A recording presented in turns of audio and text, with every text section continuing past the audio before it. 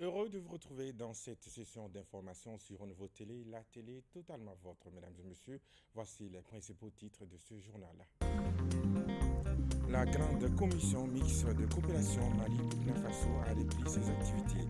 Les experts des deux pays vont débattre plusieurs questions d'intérêt commun, dont la sécurité, l'économie, l'agriculture.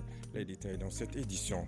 Comparativement aux autres pays de la sous-région, les résultats du baccalauréat session 2023 ne sont pas une fierté pour le Mali. Avec 25,73%, il occupe malheureusement le dernier rang dans la sous-région. Vous serez plus édifiés sur ces chiffres dans ce journal. Au moins 38 bouteilles de cocaïne pure ont été saisies par le bureau secondaire des douanes de Kouré-Mali à la frontière guinéenne. Un dynamisme salué par la hiérarchie. Voilà pour le sommaire.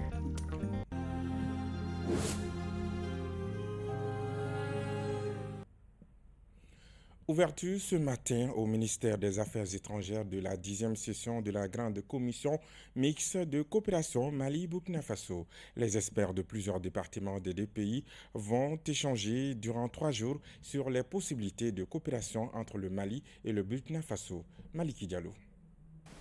Sécurité, économie, culture, agriculture, le Mali et le Burkina Faso échangent sur leur coopération.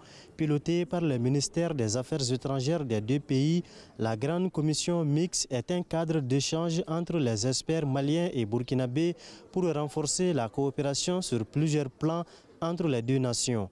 Aujourd'hui, les défis sont d'abord d'ordre sécuritaire. Depuis le moment, c'est connu de tous. Vous savez que nos deux pays font face depuis plus d'une décennie pour ce qui concerne la République du Mali et près de 8 ans en ce qui concerne le Burkina Faso au défi sécuritaire. Nous souffrons du terrorisme et ce défi comme corollaire aussi le défi humanitaire parce que nous avons des déplacés internes de part et d'autre, des réfugiés de part et d'autre. Donc c'est le défi pressant que nous devons forcément relever et envisager un lendemain meilleur par le défi du développement. Initiée en 1983, la Grande Commission mixte n'était pas réunie depuis 13 ans. Les autorités des deux pays semblent déterminées désormais à respecter le délai de la réunion qui doit se tenir chaque 2 ans. Les discussions porteront bien éventuellement sur la diplomatie, l'administration du territoire, la santé, la défense et la sécurité, l'économie, les transports et les infrastructures, les mines, l'énergie, la santé, la justice, le commerce, l'éducation, la recherche scientifique, les ressources animales et halieutiques. On doit faire en sorte que non seulement les recommandations de la 9e session que nous allons examiner ici, que nous puissions les mettre en œuvre, mais aussi les renforcer par les recommandations de la 10e session et faire en sorte que le temps mis entre les deux sessions ne se répète plus et nous donner les moyens pour un suivi des recommandations que nous aurons souscrites nous-mêmes ensemble. La cérémonie de clôture de la 10e session de la Grande Commission mixte de coopération Mali-Burkina est prévue pour le mardi prochain en présence des ministres des Affaires étrangères des deux pays.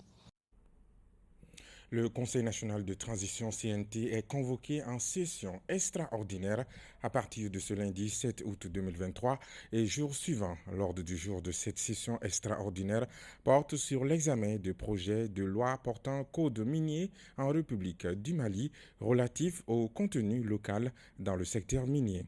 La session se prononce également sur la modification de la loi numéro 2022-051 du 13 décembre 2022 portant loi de finances pour l'exercice 2023 ainsi que la création de l'École nationale de l'administration pénitentiaire et de l'éducation surveillée. Il y aura aussi des projets de loi régissant la circulation routière, la création de l'Office des produits agricoles du Mali, de l'Institut national de recherche sur la médecine et la pharmacopée traditionnelle, du Centre national de recherche et d'expérimentation en bâtiment de travaux publics, sans oublier la modification de la loi numéro 2006-067 du 29 décembre 2006, Code portant général des impôts, de la loi numéro 06-068 du 29 décembre 2006 portant livre de procédure fiscale. Je vous le disais dans le titre, les résultats du baccalauréat session 2023 ont été proclamés ce vendredi 4 août 2023 avec un taux de réussite de 25% en hausse par rapport à l'année dernière. Notre pays occupe malheureusement les derniers rangs dans la sous-région. Les chiffres avec Gabriel Keita.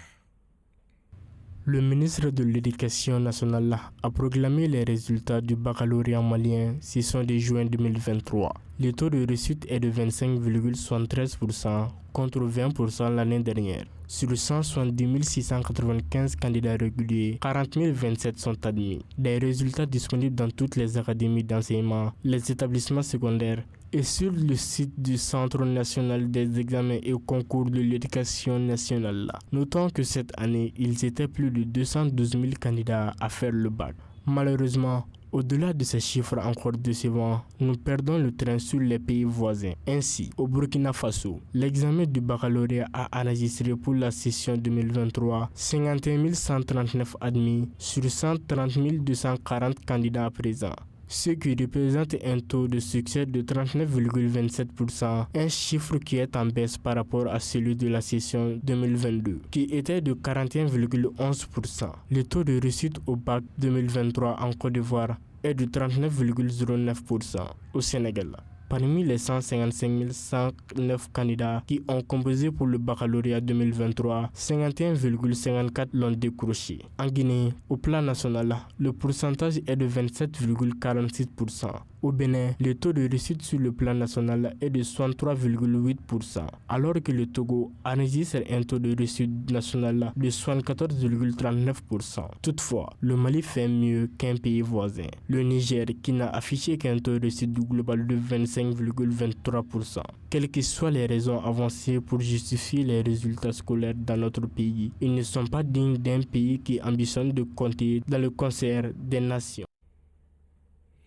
Après plus d'un an de travaux, le ministère de la Santé et du Développement social et le CHU IOTA, en collaboration avec Mali Wellness Foundation, ont procédé le jeudi 3 août 2023 à l'inauguration de la Banque d'œil du Mali. Cet établissement a pour objectif de permettre aux non-voyants de recouvrir la vue grâce aux dons de la greffe de cornée. Suivons les détails avec Maimouna Ouedraogo et Zakaria Oumar Keita. Grâce à l'inauguration de cette banque des yeux par le ministère de la Santé et le CHU IOTA, en collaboration avec Mali Wellness Foundation, les non-voyants pourront désormais revoir à la lumière du jour. Et pour parvenir à cet objectif, chaque Malien est appelé à être donateur de la cornée. La création d'une banque des yeux ouvre de nouvelles perspectives pour les populations maliennes et africaines en matière de greffe de la cornée. Mais elle constitue en même temps un important défi à relever. En effet, il est constant qu'il n'y a pas de greffe de cornée sans don. Donc nous devons tous, comme l'annoncent les banderoles autour de nous, accepter d'être des donneurs de tissus et de cornée pour le bien-être, pour notre bien-être et celui des générations à venir.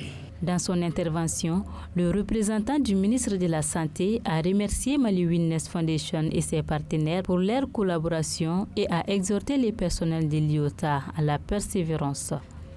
Que l'objectif visé par cette collaboration, qui s'annonce déjà exemplaire, est de faire du CHU IOTA un centre sous-régional pour les greffes de la cornée dans un avenir très proche. En plus des formations dispensées, Mali Wellness Foundation a déjà fait un important lot d'équipements et de matériel au CHU IOTA. Le coût total de l'investissement pour cette banque des yeux du Mali est de 101 250 000 francs CFA. Je vous félicite pour avoir accueilli et adopté cette initiative salutaire qui rendra la vue à plusieurs Maliens et certainement à de nombreux Africains qui avaient perdu l'espoir de revoir la lumière et les couleurs. J'exhorte la direction du CHU IOTA et l'ensemble du personnel à œuvrer inlassablement pour qu'un environnement de bonne collaboration soit instauré entre l'IOTA, Mali Wellness Foundation, mais aussi entre l'IOTA et l'ensemble de ses partenaires. Au cours de cette cérémonie d'inauguration, un sketch de sensibilisation pour mobiliser les Maliens à être des donateurs de la cornée afin de donner la vue aux personnes nécessiteuses a été présenté au public. L'insécurité semble s'installer dans plusieurs localités du pays, notamment celle du centre où les habitants fuient tous les jours, soit en masse ou individuellement parce que des personnalités locales sont ciblées par les combattants islamistes. C'est le cas actuellement de 2 habitants de Boura contraints à la fuite puisqu'ils sont recherchés par les terroristes qui ont investi leur zone, leur aussi avec la syndiacité. Désormais, dans plusieurs localités du pays, on n'a qu'un choix, c'est soumettre à la volonté des islamistes ou s'enfuir. C'est le cas actuellement et malheureusement de Boura. 2 habitants de Boura recherchés par des hommes armés et obligés de quitter le village par peur. Ces hommes armés règnent dans la localité, gèrent les conflits entre les communautés. Il faut noter que l'arrondissement de Boura fait face à une grande insécurité. Une situation qui a occasionné la fermeture de la mairie depuis l'année dernière. Et ce genre de situation est devenu monnaie courante dans la zone où la fuite des habitants est quasi quotidienne. En effet, depuis le début de l'année, on constate un déplacement massif des populations. Plusieurs milliers d'habitants ont été contraints de fuir leur territoire pour échapper aux violences terroristes. La situation est particulièrement dramatique en cette période de l'hivernage qui fait vivre la quasi-totalité des populations rurales. Le bureau secondaire des douanes de Kourémalé à la frontière guinéenne fait encore parler de lui en mettant hors d'état de nuire un Nigérian en possession de 38 boulettes de cocaïne pure. Les explications avec Diabaté Alamako. Cette saisie de cocaïne est opérée le 4 août 2023 avec professionnalisme, suite à la fuite d'un taxi voyageur en provenance de la Guinée. Les agents de permanence au poste des douanes ont soupçonné un Nigérien à cause de sa poche anormalement gonflée et son attitude agitée. Les douaniers ont interpellé le passager suspecté pour vérifier ce qu'il cache dans sa poche sous un pullover assez ample. Une fouille corporelle dans un bureau a permis de découvrir sur lui 38 boulettes de cocaïne pure d'un poids d'environ 828,400 grammes. Aussitôt, le chef du bureau, l'inspecteur des douanes Sidi Mohamed Sako, a pris toutes les dispositions utiles pour mettre le délinquant à la disposition de la justice pour répondre à ses actes devant la loi. Le directeur général des douanes a salué le dynamisme de ses agents placés sur le territoire national qui multiplient en ce moment les saisies de cannabis, cocaïne pure, produits chimiques utilisés pour la fabrication des engins explosifs improvisés des terroristes, des produits de contrebande et bien d'autres prohibitions. Le vendredi 4 août 2023, le maire de la commune rurale de Nara, M. Boubacar Koulibaly, connu par ses multiples réalisations dans la commune depuis son arrivée à la tête de la commune, a été sélectionné meilleur maire du Mali par l'Association des jeunes engagés pour la cause du Mali. À ce titre, il a reçu les distinctions composées d'une attestation de reconnaissance, un tableau d'honneur et une médaille. Parlant à présent de l'élection de la FEMAFOOT, la liste de Salah Babi invalidée, alors que le monde sportif en général et le monde du football en particulier se préparait à un nouveau duel entre le président sortant, Bavier Touré, et son éternel concurrent, Salah Babi. On vient d'apprendre l'invalidation de la candidature du deuxième pour faute de parrainage. Djelika Guindo pour les explications. En tout cas, la commission d'appel des élections de la Fédération malienne de football a pris ce 4 août 2023 la décision d'invalidation de la liste de Salah Babi pour faute de parrainage requis. Alors que l'on s'acheminait vers un nouveau duel entre 2 anciens concurrents, le président sortant Mamadou Touré dit Bavier et son éternel concurrent Salah Babi, on vient d'apprendre l'invalidation de la candidature du deuxième pour faute de parrainage.